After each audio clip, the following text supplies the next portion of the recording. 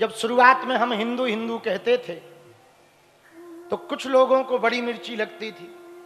बाबा हिंदू मुसलमान कर रहा है, लड़ाई करवाना चाह रहा, दंगा करवाना चाह रहा, बेफिजूली की बातें हैं, बेफिजूली में भारत में नाटक करना चाह रहा है, नेता बनना चाह रहा है। लेकिन जब कई जगह हिंदू पिट गए तो उन्हें पता लगा कि बाबा ठीक कह रहा है। हाँ हाँ, तो ये बात हम विनम्रता पूर्वक कहें, सत्य शुरुआत में बड़ा कड़वा होता है पर बाद में बड़ा मीठा होता है। झूठ शुरुआत में बड़ा मीठा होता है पर परिणाम उसका बड़ा कड़वा होता है। अब तुम्हें निर्णय लेना है, तुम्हें कड़वा पहले पीना है या बाद में पीना है, ये तुम्हारा निर्णय है। थोड़ा सा कड़वा पी लेने से, सत्य बोलने से थोड़ा रिश्ते कम बनते हैं, ये बात सही है। लेकिन यदि एक बार लोगों को पता लग जाए कि आप बहुत स्पष्टवादी हो तो जो रिश्ते तुम्हारे बनेंगे वो टूटेंगे नहीं। झूठ बोलकर रिश्ते बहुत बन जाएंगे लेकिन टिकेंगे नहीं। जब पोल खुलेगी सब tata bye bye hello hi कर लेंगे, तो भाड़ में जाओ। इसलिए मेरे प्रियजनों, आज की कथा का सूत्र याद करो। 2 सूत्र आज की कथा में प्रारंभ में हमने दिए। एक तो सत्य बोलो, कथनी और करनी एक जैसी रखो। दूसरा, किसी को भी छोटा मत आंको। अगर छोटा आंक रहे हो तो निश्चित है या तो तुम गुरूर से देख रहे हो या उसे दूर से देख रहे हो। इसलिए इन 2 सूत्रों के साथ कल की भागवत पर हम आज चर्चा करें। कल कथा कहां थी? हम सुना रहे, भगवान पीता रात्रि ही शरदोत फुल्ल मल्लिका वीक्षरन्तुम मनश्चक्रे योग माया मुपाश्रिता। भगवान ने एक दिन बंसी बजाई, ठाकुर जी ने। भगवान का टेलीफोन क्या है? बोलो बोलो, बंसी। भगवान ने बंसी बजाई, पूरे ब्रज में बंसी की धुन गई। तो जो गोपियां ब्रजांगनाएं जैसी बैठी थी वैसी दौड़ी दौड़ी आई। अब जरा सुनो, ब्रजांगनाओं के कान में भगवान की बंसी गई तो कैसी दौड़ी आई। एक ब्रजांगना, एक गोपी आंखों में काजल लगा रही थी। आंखों में काजल में, एक आंख में तो काजल लगा लिया, लेकिन जैसे ही बंसू की धुन को सुना तो दूसरे आंख का काजल उंगली में छपाकर होंठों में छपाती दौड़ती नजर आई। अब जरा दूसरी की सुनो। एक गोपी पांव में पायल पहन रही थी, पर भगवान की बंसी की धुन सुनी तो एक पायल तो पहन ली, दूसरी पायल हाथ में लेकर के उसको ब्रेसलेट जैसा बना करके बांधती नजर आई और भागी भागी आई। एक गोपी का पति थोड़ा खतरनाक था, उसने जाने नहीं दिया कहां उस काले कलूटे श्याम सुंदर के पीछे पड़ी हो, काय को बाबरी बनी हुई हो, काय को पागल बनी हुई हो, हम तुम्हें जाने नहीं देंगे। वो गोपी खूब रोई, हमको चले जाने दो, हमारे श्याम सुंदर श्री कृष्णचंद्र मनमोहन मुरारी गोविंद चित चोर कन्हैया कृष्ण श्री युगल सरकार ने बांसुरी बजाकर हमें बुलाया है, हमें जाने दो। परंतु उसके पति ने बड़ी निर्दयता पूर्वक, क्रूरता पूर्वक दरवाजा बंद करके धक्का दे करके ताला मार दिया। जब वो गोपी ना पहुंच पाई तो भगवान से इतना प्रेम करती वो गोपी कि शरीर से तो नहीं पहुंच पाई, पर वो योगाभ्यास में ध्यान में बैठकर शरीर वहीं पड़ा रहा, आत्मा रूप से गोविंद के पास पहुंच गई। जैसी सब गोपियां भगवान के सामने पहुंची तो भगवान ने स्वागत किया। स्वागतम वो महाभागः प्रियम किम करवाणि वहा ब्रजस्यानामयं कच्चिद ब्रूतागमन कारणम। इधर आओ, अरे देवियो, ओ गोपियो, स्वागत है स्वागत है, आओ आओ आओ आओ, बहुत अच्छी आ गई, आओ आओ, बहुत अच्छा बहुत अच्छा। पहले स्वागत किया, पहले बंसी बजाई, फिर स्वागत किया। अब जब सब गोपियां आ गई, अब भगवान पूछ रहे किस लिए आई हो, क्यों आई हो?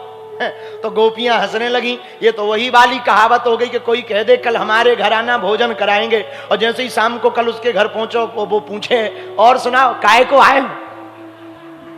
तो क्या बीतेगी आदमी के ऊपर कि काहे को आए? बड़ी विचित्र बात है। कल भोजन का निमंत्रण दिया, आज पूछ रहे हो काहे को आए?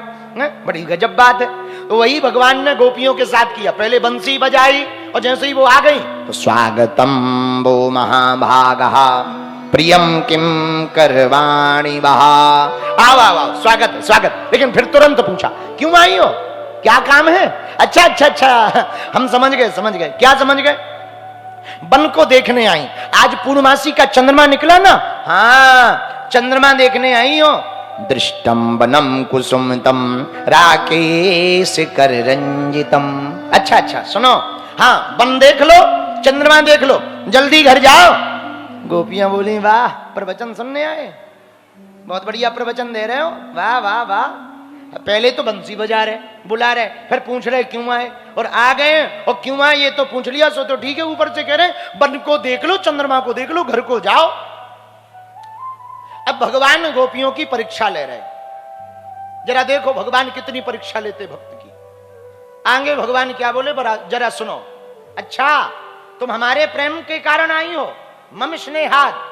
सुनो ध्यान से, पतिव्रता स्त्री को अपने पति को छोड़ करके किसी के पास नहीं जाना चाहिए, पर पुरुष का चिंतन भी पाप है।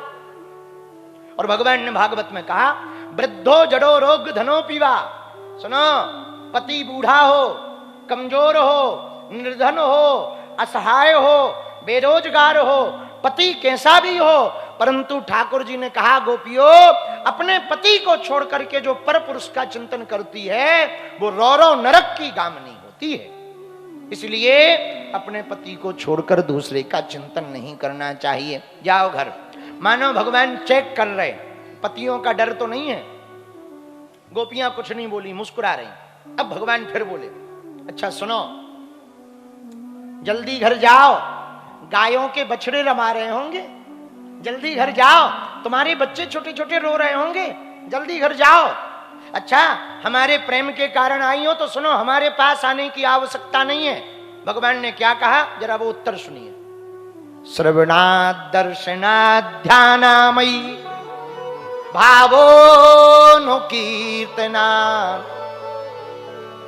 मेरी कथा सुनो, मेरा ध्यान करो, मेरे बारे में जानो, पर सुनो मेरे सन्निकट आने की आवश्यकता नहीं। गोपियां बोली सुनो, जब से हम आए हैं प्रवचन सुना रहे हो, अब जरा हमारी भी सुनो। भगवान बोले सुनाओ। बोले ठाकुर जी बुरा ना मानो तो हम एक कथा सुनाना चाह रहे। भगवान बोले सुनाओ। अब गोपियां भगवान को कथा सुना रही हैं वक्ता बन के, और ठाकुर जी बने श्रोता। अब कथा कौन सी सुनाई जरा वो सुनो। बोले ठाकुर जी एक थे पंडित जी, एक थी पंडितानी। पंडित जी तो बड़े धर्मात्मा, पर पंडितानी उनकी पत्नी भी बड़ी पतिव्रता। जब तक पति को भोजन ना करा दे तब तक भोजन नहीं करती, जब तक पति को सुलाना दे तब तक सोती नहीं, जब तक पति के चरण सेवा ना कर ले तब तक वो विश्राम नहीं करती। इतनी पतिव्रता। पहले के जमाने में ऐसा होता था, विवाहित स्त्रियां अपने पति देव के चरण दबाती थी। आज के जमाने में तो गला दबाती। और नीला ड्रम जिंदाबाद। अभी बीच में तो नीला ड्रम इतना वायरल रहा कि जिनके घरों में पत्नियां किसी और काम से ड्रम लेके आई वो पति दहशत में रहे। तो ठाकुर जी से गोपियां कहती हैं सुनो ध्यान पूर्वक। हाँ ठाकुर जी, वो ब्राह्मणी अपने पति के प्रति बड़ी समर्पित थी। एक दिन पंडित जी ने कहा देवी हमको विदेश जाना है। क्यों? कमाने के लिए। तो ब्राह्मणी रोने लगी। क्या हुआ?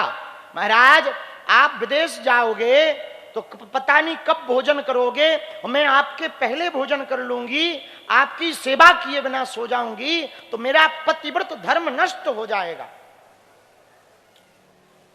तो पंडित जी ने एक उपाय बताया। बोले एक उपाय है। बोले क्या? बोले हम अपनी मूर्ति बना देते हैं, जैसी तुम हमारी सेवा करती वैसी मूर्ति की सेवा करना, भोजन सामने रख देना, फिर वो भोजन गाय को खिला देना, फिर खुद पा लेना, चरणों की सेवा करना, फिर सो जाना, तुम्हारा धर्म भी निभ जाएगा और हम विदेश भी हो आएंगे। पंडितानी बोली बहुत बढ़िया उपाय।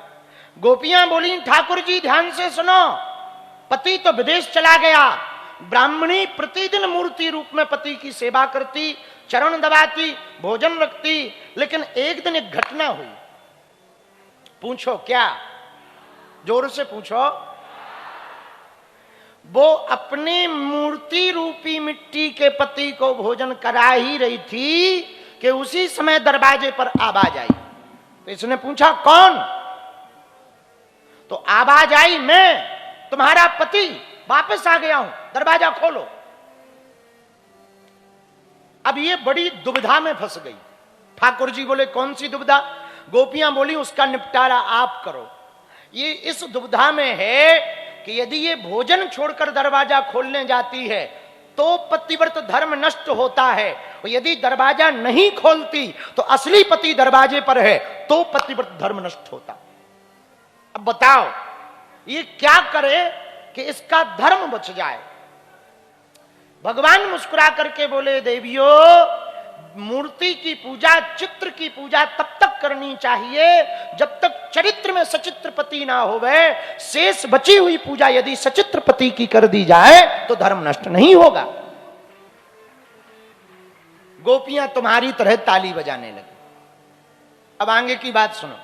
सब गोपियां भगवान के चरणों में लेट गईं। तो भगवान बोले ये क्या कर रहे?